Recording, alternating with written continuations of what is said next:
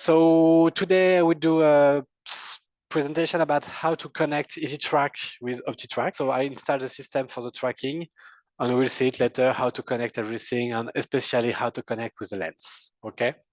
So let's start with. I will start with few slides, and then I will move to the live presentation. And you can also ask any question at any time if you have some. Okay.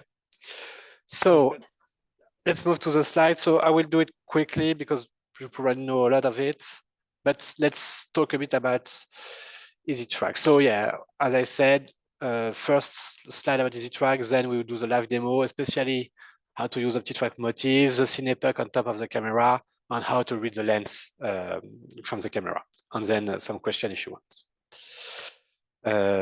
EZtrack. So EZtrack is this small hub. So EZtrack itself is not a tracking technology, but it's more how to grab tracking data from other tech and unify everything in one stream of data. So especially spatial transformation while you are in space, this is what we get with Optitrack, and what is the lens is doing. The field of view, for instance, distortion, is it a big zoom, is it wide, stuff like that, okay? So you can use EZtrack for green screen, but you can also use it for LED, of course. So this is the first stage, the tracking, you know it, is the first step to get a good augmented reality experience. So we said augmented reality, but it's also virtual production, XR, there's a lot of names to talk about this, but it's the same technology at the beginning is the tracking data. Okay, so this is few feature about EZtrack, why it's important. So everything is a small device, a small box you plug to your network, so you can access to the EZtrack box through your favorite browser like Mozilla or Chrome. So it's based on IP. So as long as you have a network connection to the box, you can access to all the settings. So it means you can put the box close to the camera in the where is the shooting, and you can have the control room like far away and have access to the setting of the box. So this is one important features. Also, what is important is the connection with the lens. So we will see that a bit more further later. So you can have external encoders or direct linked with the lens. We have the synchronization, we have the time code, of course. And this, I already said it, it's over IP. So it means the data, the tracking is over IP, but you can also access to the setup over IP with a web app. And you can connect to the main broadcast render on the market. So zero density, of course, pixel-top axisymmetry is on VizRT, so the older, a bit older, and also Unreal directly. These guys, Unity, Ventoux, a bit less known. So we can connect to any render engine on the market because we deliver 3D tracking protocol. So it's like a standard protocol. So you can connect to anything. And we also released just few months ago a new protocol we developed. It's a TCD protocol. It's a bit like 3D, but with all the lens data inside also. I want to show you a small video because it's a bit more easy to understand what I just said.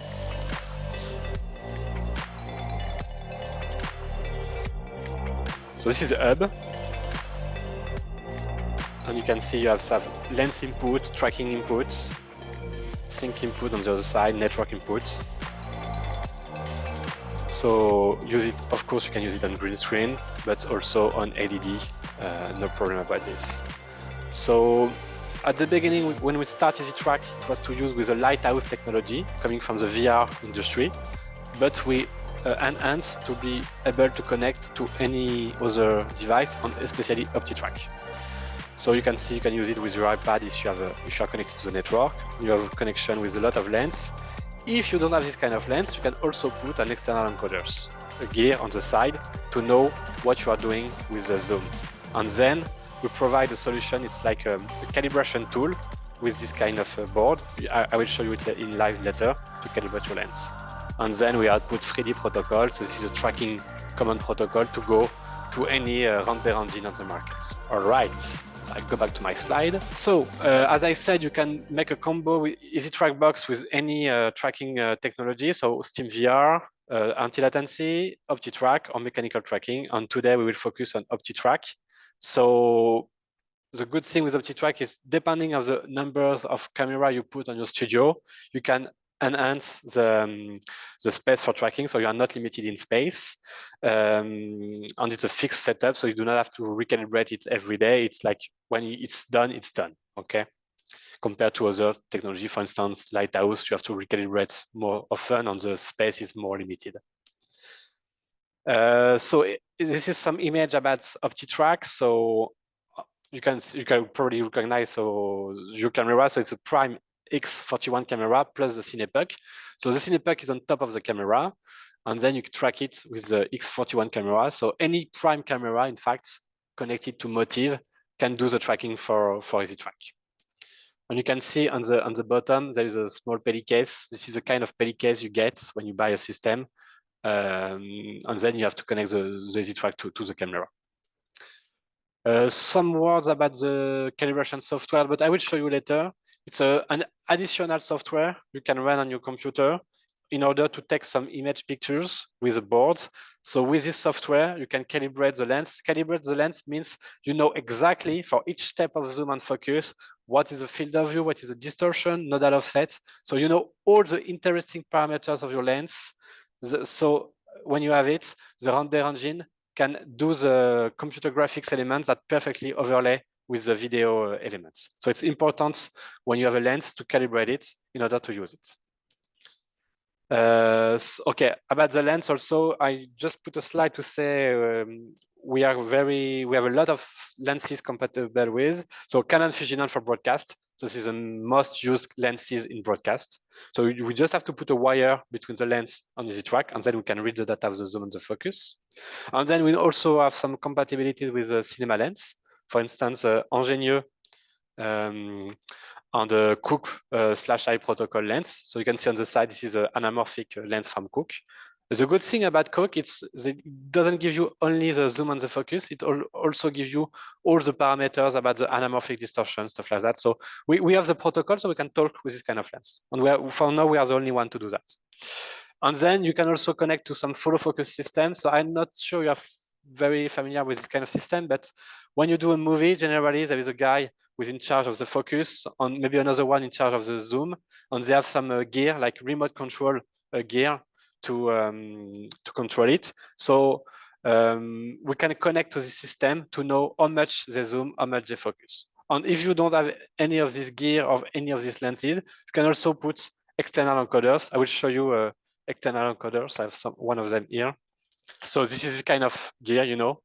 You attach this on the side of the lens, and then you can connect to know how much they turn the lens. I just want to show you that we have also some online documentation. So if I click here, yeah, we go to our website, and we have a very a short tutorial about how to connect Motiv with EZtrack. So it's quite easy. I will show you later or you can do it, but it means user can already have access to these tutorials. On this web page, you can see also we have a lot of video tutorials to so users are not lost when they want to use the system. They can find online some resources we provide to help them to install the system. So before to move to live demo, I make a slide like that. I suggest to have the network dedicated to the motion capture camera, the POU switch, okay? Yeah. Then you have an additional switch, an additional network dedicated for the tracking. So on top of the camera, you will see we attach the EZtrack box. We also attach the Cinepuck, okay? And also everything is synced. So we have synced to the EZtrack, synced to the camera. And there is also a sync to Motiv because we have the eSync box on the Optitrack system. So today I will use zero density for the demonstration, okay? Let's go to the live demo. So first I will start by, I will show the camera. Right. Okay, so here you can see you have the Cinepuck attached on top of the camera. So we use some rods bar, we attach it very rigidly on top of it, not so close to the camera in order to be sure there is no occlusion between the cameraman and the Optitrack camera. This is why I like to put some eye between the tracker and the camera. On the back, you can see there is an EZtrack box attached to the camera. And there is one wire here, you can see here, plug on the lens port. So this cable is going from the box directly to the broadcast lenses. Okay, here. Okay. So it means we can talk to the lens, and each time we move something on the lens, EZtrack know exactly how it has moved. Okay. It doesn't know what's the lens. It doesn't know right now the field of view or what does it mean, but it know in percent how much the operator moves the focus, how much he moves the zoom. We also have the iris. Okay. If you don't have a broadcast lens like that, you can also put an external encoders. Okay. So we have the sync, and then so the box, there is a network cable. This is the black one here. Black. Okay. And the network cable is going to a switch, the main switch, and then they share the same network with the render engine and Motive. Okay. So I will put back the camera here. So this is Motive. You can see here Motive. So you can recognize there is 4 cameras and there is a CinePuck. So this is an active LED markers. So you can like here. I put an offset to be at the center of the sensor of the camera. So it's a rigid body. And then when you have done that, you go to this panel. It's here, streaming. I will find it. Data streaming line. Okay, I can see it. You have to enable this broadcast frame data.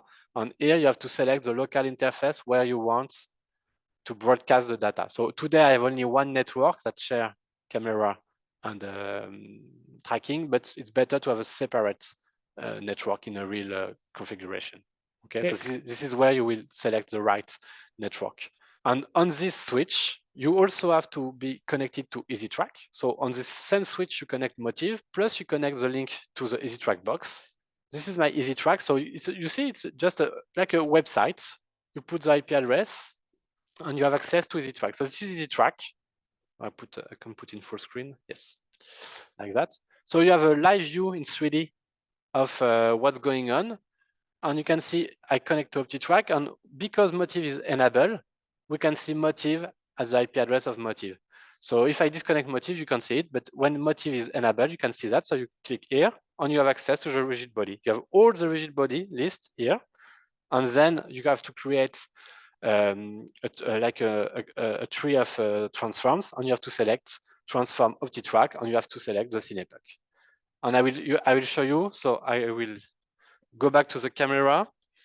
So if I do a pan with the camera, for instance, I don't know if you can see it. In the 3D interface of EZtrack, you can see it's moving in real time because Motive is streaming in real time the data to EZtrack. So then when you have created your rig, then you have to select the protocol. So today it's 3D. You put the IP address of the render engine, port number, and you start. So now I have a 3D protocol streaming on the network. One more thing, I forget the lens. So you can see here, we connect the lens Canon. So you can see all the lens we can have access to. So today it's a Canon. So it's green. You have the name of the lens because it's recognized. It's a 14 by, it's a 4.3 with a 14 zoom. And you can see here the zoom value. So if I zoom, this number should move. So I do a quick zoom, and you can see the number are moving up, moving down. Okay. But it will be better to see it when with augmented reality, of course. So we know where we are in space. We know what the lens is doing. We package the data together to do a 3D packet. Okay. The timecode is internal because today we do not provide a timecode to the box. It's an internal timecode when you don't provide any, but we provide a genlock. So you can see there is a genlock external on all the so Motive, the render engine, they share the same genlock. We have a genlock generator on the control room. But when you put a timecode, then you can set. So you have the choice to have a genlock plus a timecode, or if you only have a timecode, you can genlock by the timecode, the timecode. So you have choice. Okay. And okay, so this is all you have to know about Optitrack plus EZtrack. But just a quick look in EZtrack, you can see here, this is all the plugin we have for spatial transform you can connect to EZtrack. So Optitrack is here. And then you have a lot of panels, for instance, here with a lot of data.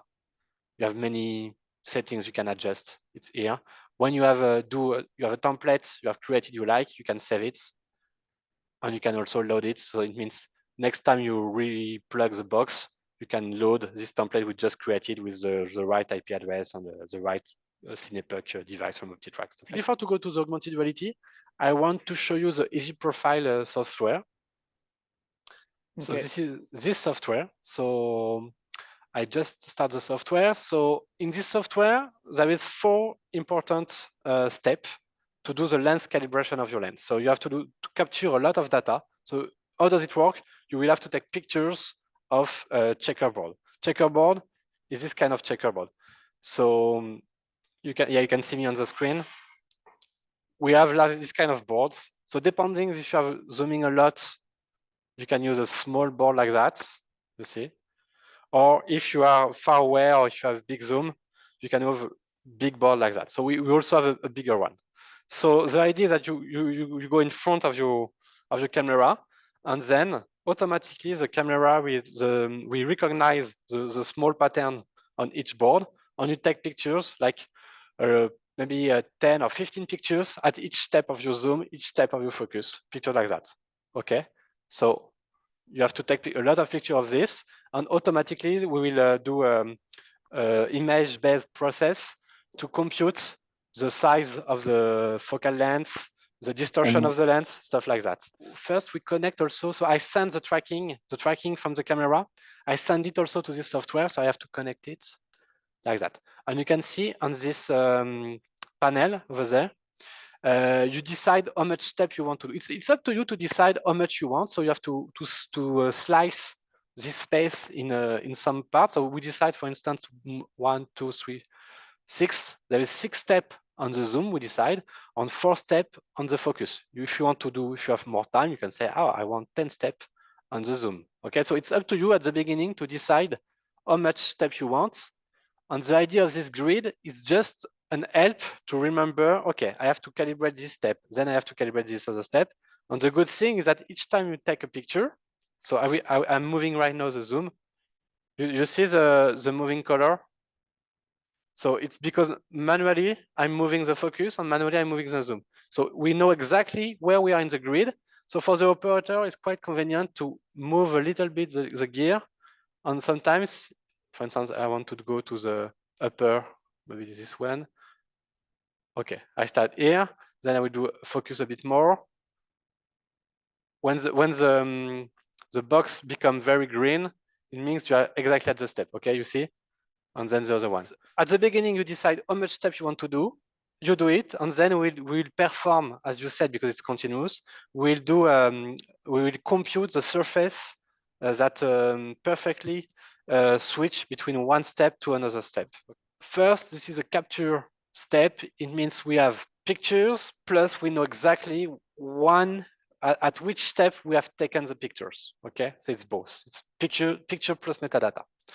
So then you go to process the folder with all the pictures you have made. So I will load a previous calibration we have made this morning, last week. So I think I did demo Optitrack caliber. It's here. Okay. The lens we have today is like a very wide lens, very classic in broadcast. It takes for us to calibrate to the full process takes a bit more than maybe 1 hour to calibrate this. What we have done, in fact, with the profile is we reduce with interface trick with the QR code. Each QR code is unique. It means the software know exactly which board it belongs to. So you don't have to say, okay, this is a board with 5 by 10 tag. The tags measure maybe 5 centimeters. No, automatically recognize the boards and know the size of it, so it can compute automatically what the numbers you like. We design a lot of boards, so you have a board for each situation. If it's wide, if it's narrow. So it means we speed up the process to do this kind of calibration. Yes. So when you have done the process, so I can show you, this is all the folder we have made for each steps.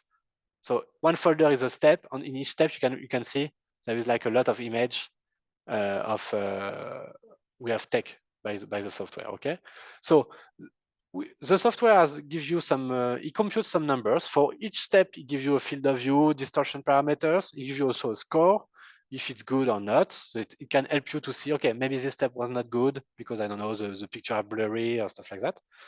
And when you have, so you can review first your numbers there, and then the most important thing is go to refine, and then you can see the 3D surface that correspond to your parameters. For instance, So the red point is the step you have done. You can recognize the 1, 2, 3, 4, 5, 6 along the zoom. 1, 2, 3, 4, 4 steps along the focus.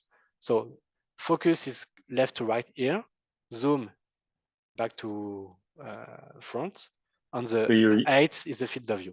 So then what we compute, in fact, so we have the red points, and then we sample some points. You can see in gray, this is a point we sample. We have, in fact, we have all the surface, but at the end we have to generate some numbers. So we decide to sample some point.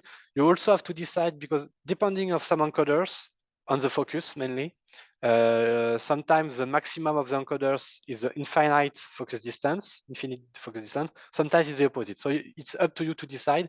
So here I have to invert it. So this is why I will move this the other way, because I want to put more points at the infinite. And you can see on the focus distance, my red points were sampled at equally distance on the encoders, but I want more points on the where it's going to the infinite. So there's a lot of tricks like that to help you to do to compute the surface. But at the end, what you have to check is this surface, if it's good or not. Maybe there is a red point that it's a bit weird because it's going, there's a bump, for instance, so you can remove it.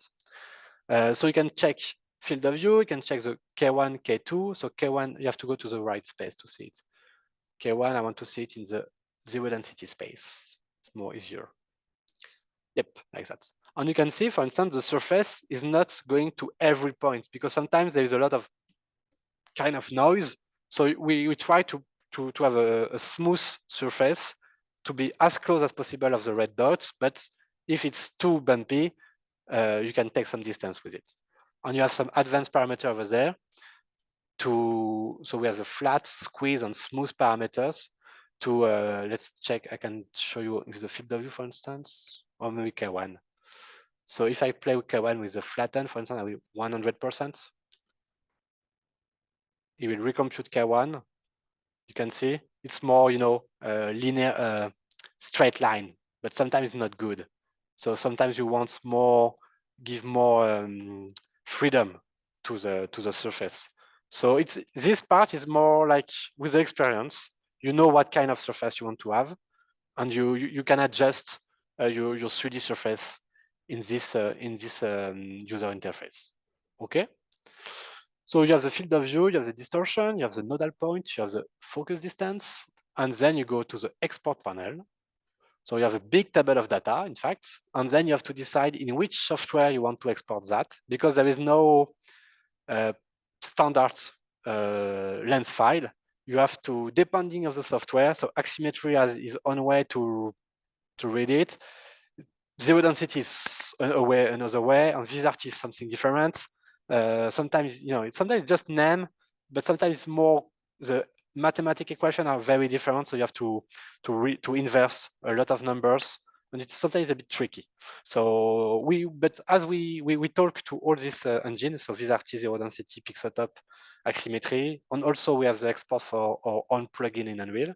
So we can export some files. So I can do it, for instance, for let's say for Pixeltop, export data.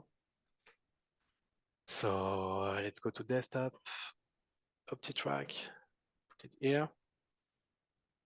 Okay, and if I open this with Notepad, so you can see here, this is all the data, but in the right way for Pixeltop. I don't know if you work with Pixeltop, but it's one of the most famous render engine. Yep. And you can see here, it's the same, but for zero density. So you can see it's very different. But so you just have to put the number in the right way to be able to talk with all this engine. So this is in case you use 3D. 3D, it means it's a protocol. You just say from the device, you say, okay, this is where I am in space. This is how much you turn the ring of the focus on the ring of the zoom. And then, so all the data going to the render engine.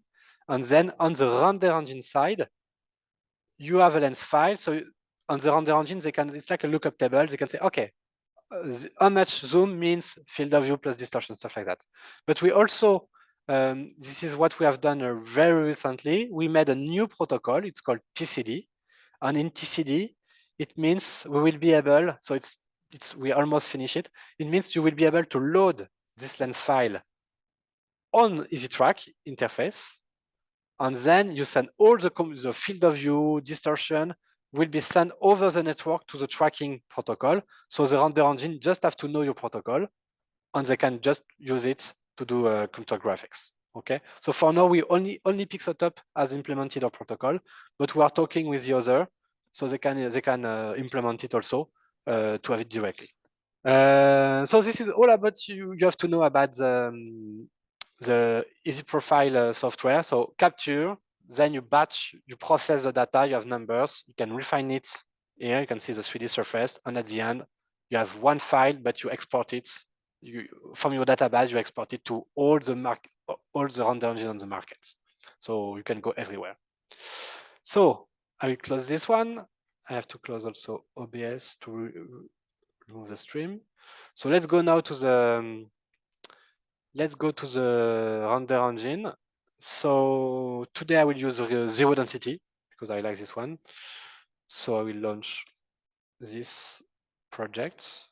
I started to like 7 years ago to learn broadcast augmented reality with zero density. So I'm more confident with it, but Pixeltop is the same, Maximetry is the same, so don't worry.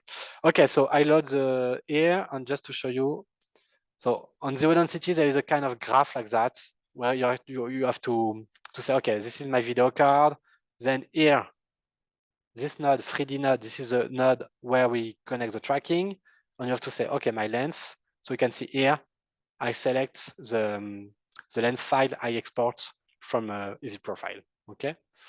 So I can do some pan, tilt, and of course, if I zoom on my robot, you can see you have because we convert how much you turn the ring to a field of view, it's perfectly fits the robot inside the studio. So you can see your camera. We have 1, 2, we have 4 prime camera here, and we have the robot over there.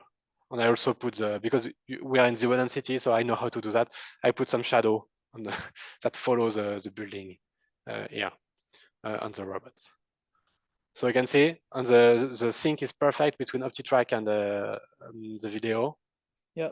Like that. And if you zoom in, if you focus, then it would change the focus accordingly as well. Yeah, this is a feature. It mainly depends of the render engine you use, but they have all it now, so it means you can have some blur like that, and you can also see the there is especially on broadcast lens when you change the focus. I will try to do it. There is some breathing of the lens. It's hard to see a bit. So I just changing the focus, and you can see the field of view is changing a bit. But because we calibrate it, the augmented reality is also changing a little bit the field of view. So the breathing is also applied to the augmented reality, like that. Yep. All right. So you can see like that, and I will try. It's a bit heavy, but because it's Optitrack, you can do any move. It's not pan and tilt, so you can also do this kind of move like that, like Steadicam move, especially. And so you could go around the guy.